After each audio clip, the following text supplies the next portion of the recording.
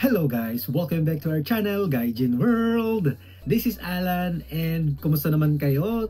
At ngayon lang tayo nakapag-video uli ng ganito. Napaka-busy natin simula noong January 2025 and wala tayo talagang maayos na oras para mag-vlog. Gusto ko kayong bigyan ng bagong balita. Marami tayong kailangang asikasuhin. So basically guys, maraming mga changes ang nangyari. Yun na nga, isa doon yung work ko.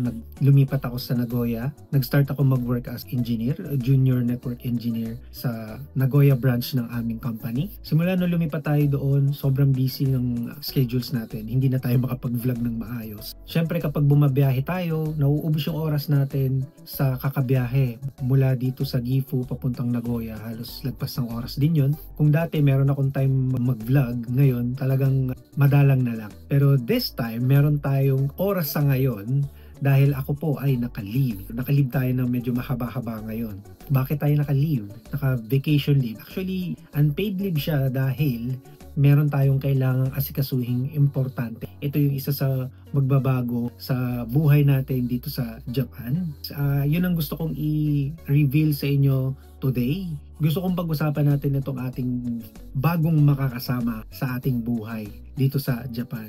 Para tayong magsisimula uli guys. Magsisimula in a sense na para na naman tayong bagong kasal.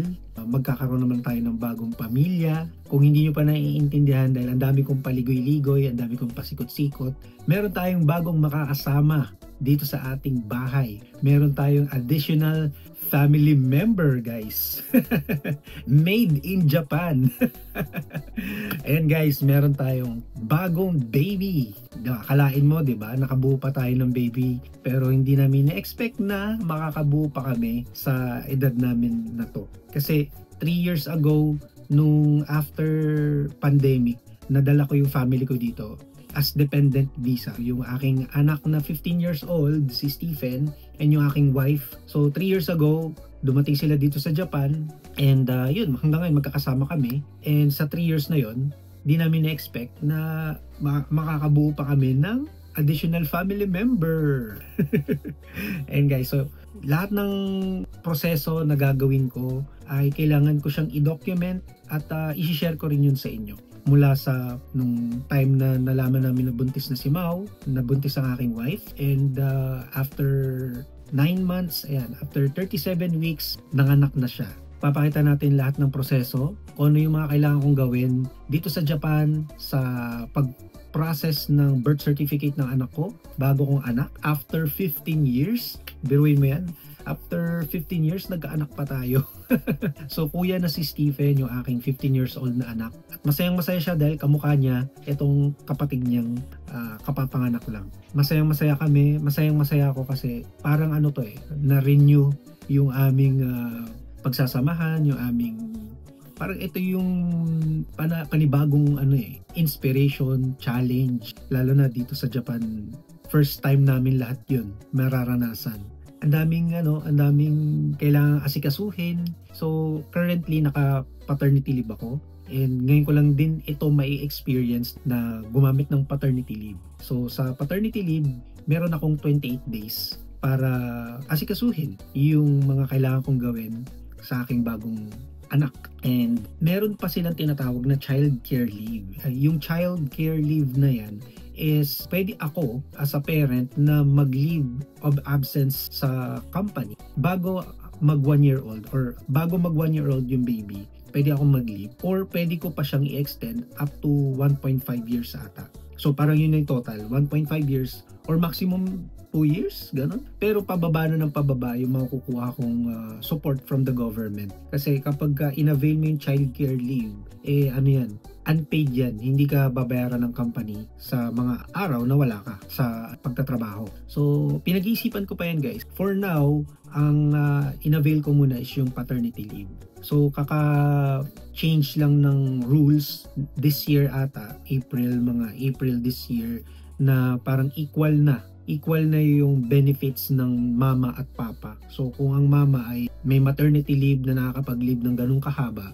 ang papa din, yung father din, pwede na ring mag-leave lagpas halos 1 taon. Yun lang, syempre, yun yung challenge doon kung i-avail ba natin yun. Sabi ng company namin, pwede ko yung i-avail, tapos pwede ko siyang i-split into 2. Meron akong kasabayan na katrabaho sa department namin, nauna na siyang mag-leave last month, and ang balik na niya is sa January next year. So in-avail niya na siguro yung pinag-combine niya na yung paternity leave at yung child care leave. Pero siguro yun nga, 28 days plus kung ilan lang buwan lang yung ginamit niya doon sa kanyang child care leave. So yung pag-iisipan natin yan guys, dahil na-miss ko rin yung magsalita sa phone. Pero since nakalib ako ngayon, meron na ulit tayong time na ganito, yung talagang real conversation. And excited ako na i-share sa inyo yung aking mga experiences at yung mai-experience pa lang, para ma-explain pa lalo sa inyo, maibigay ko na mas maayos sa inyo yung information plus yung ating real experiences ngayong meron na tayong additional family member. And ayan, kung ano yung mga details pa dyan, abangan nyo na lang sa mga susunod na videos na i-upload natin. Kung ano yung nararamdaman ko nung una kong nakita yung aking bagong baby, sobrang hindi pa ako makapaniwala. At sobrang nag-aalala ako actually nitong mga nakarang buwan. Kaya hindi din ako makapag-vlog ng maayos. At the same time, nakafocus din ako sa work. So, yung work natin, medyo stressful din yan. Lalo na nagbabiyahe pa ako. Pagdating doon, mentally stressful siya as a network engineer. And at the same time, ito na nga, magkakaroon pa tayo ng bagong inspiration. Challenge din yun sa amin kasi ilang taon na kami, tapos bilang magkakaroon kami ng baby. Hopefully, masurpass natin lahat. Ayun, thank you so much for watching at abangan nyo pa yung aming mga susunod pang i-upload ng mga videos, para hindi ko na alam paano ulitin ko nga yun.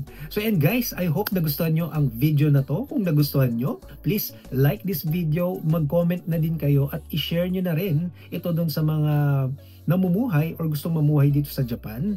Like, share, and subscribe kung hindi ka pa nakasubscribe. Mag-subscribe ka na at hit mo yung notification bell para lagi kang updated sa aming mga susunod pang i-upload ng mga videos at sa iba pang mga topics namin related sa pamumuhay dito sa Japan. Puntahan nyo aming YouTube homepage. I-click nyo yung playlist dahil marami kaming playlist dito na makakatulong sa inyong pamumuhay dito sa Japan. Thank you so much again for watching. This is Alan and I will see you on our next video. Huwag niyong kalimutang i-check yung mga videos na lalabas ngayon dito sa screen.